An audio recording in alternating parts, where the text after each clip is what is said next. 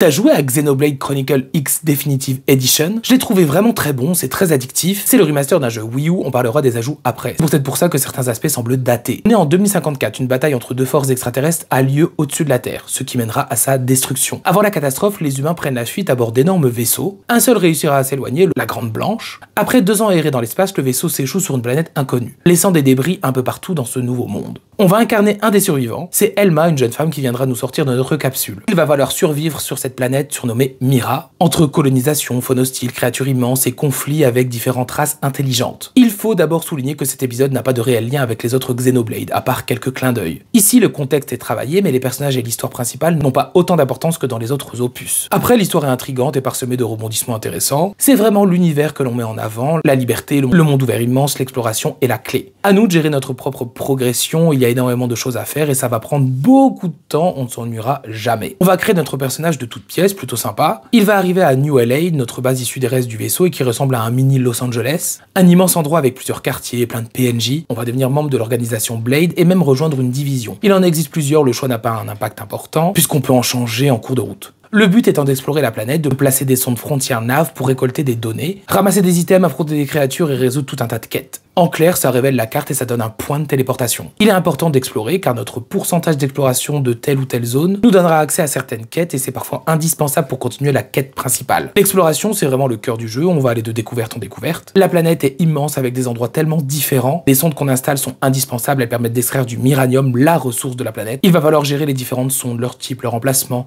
pour accroître leur rendement et l'argent que ça nous rapporte. Un système de gestion intéressant. Il existe 5 types de missions différentes et il y en a vraiment beaucoup pour chaque type. D'abord les missions principales, celles qui font progresser l'histoire. Les missions normales, c'est un peu les quêtes secondaires, elles sont scénarisées, débloquent pas mal de choses et font progresser notre personnage ainsi que les relations avec les autres. Les missions d'entente qui permettent de faire évoluer nos affinités avec tel ou tel personnage. Les missions tête-à-tête qui permettent de connaître plus les autres personnages de notre équipe. Et les missions de base qui sont très basiques, très proches d'activités annexes. À nous de faire ce que l'on veut, quand on veut, si on veut tout faire, ça va nous occuper des heures durant. On ajoute à ça de l'exploration, la recherche des trésors, la chasse aux monstres spécifiques, il y a du boulot. Dès que l'on va sortir de New LA, on va avoir envie d'explorer ce monde primitif gigantesque. 5 grandes régions composent la planète Mira. C'est extrêmement sauvage, on peut mourir à chaque instant, c'est très dangereux. Va falloir éviter les ennemis puissants qui peuvent être alertés en nous voyant ou en nous entendant. On ne peut s'empêcher de vouloir s'y promener, c'est beau, c'est majestueux. Les environnements sont incroyables, c'est très vivant. On part vers l'inconnu, on s'extasie devant des décors à perte de vue, que ce soit à n'importe quel moment de la journée, avec n'importe quelle météo, vu que tout ça influe sur les environnements et leurs occupants, même si parfois on s'y perd avec toutes ces montagnes, ces grottes, ces endroits inaccessibles à pied. Pour les combats, on a une équipe de 4 personnages, les 3 autres sont autonomes, mais on peut leur donner des ordres. On a 2 armes différentes selon notre classe et les arts qui vont avec, 2 espèces d'attaques. Entre chaque art, on attaque automatiquement. Il va falloir bien se déplacer en attaquant les ennemis en temps réel, changer de type d'arme, choisir les bons arts, l'attaquer du bon côté, frapper le bon appendice, lui infliger des handicaps, l'empêcher d'attaquer, le but étant de faire chuter l'ennemi et de booster le moral de l'équipe. Ne pas oublier des actions contextuelles, les cris de guerre qui boostent, la cohésion d'équipe, la réanimation d'alliés, mais aussi le métamode qui permet de booster nos attaques. Tout ça donne un système de combat très intéressant et complet. Mais il faut tout de même dire que parfois c'est peu lisible tellement il y a de choses à l'écran, encore pire quand on combat avec notre mecha. Il existe différentes classes pour notre personnage, qu'on peut aussi changer à volonté. Ça permet d'avoir des arts différents liés à des armes précises, mais aussi des compétences passives. Il y a tout un tas d'équipements différents qui changent les caractéristiques, mais aussi le look. On trouve l'équipement et les armes en explorant, tuant des ennemis et en boutique. D'ailleurs, pour avoir un plus grand choix en boutique, il faudra investir dans différentes compagnies d'armement.